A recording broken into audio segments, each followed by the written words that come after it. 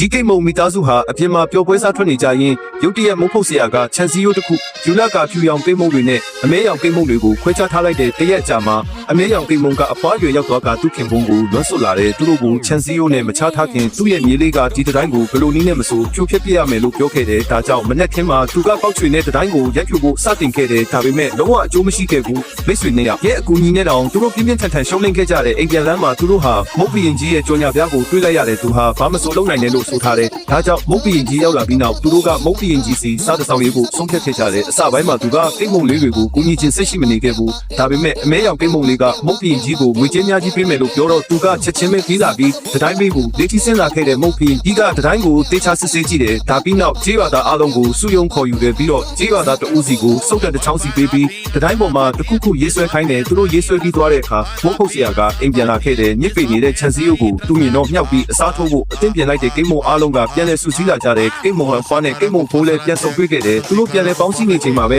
မုတ်ဖုတ်ဆရာကနှလုံးပုံတန်ခြံစည်းပြိုးနဲ့ပြန်လာခဲ့တယ်ဒါပေမဲ့မုတ်ဖုတ်ဆရာကကိတ်မုံလေးတွေဟာအတဲနှလုံးပုံစံစီရီထားတာကိုမြင်တော့နောက်ထပ်သူတို့ကိုခွဲခြားဖို့ခြံစည်းရိုးကိုဘယ်တော့မှမတုံးတော့ဘူးလို့ဆုံးဖြတ်လိုက်တဲ့ကာတွန်းကားလေးတွေအမြဲတင်ဆက်ပေးမှာပေါ့ like and follow လေးလုပ်ပေးခဲ့ကြပါအောင်တော့ကျေးဇူးတင်ပါတယ်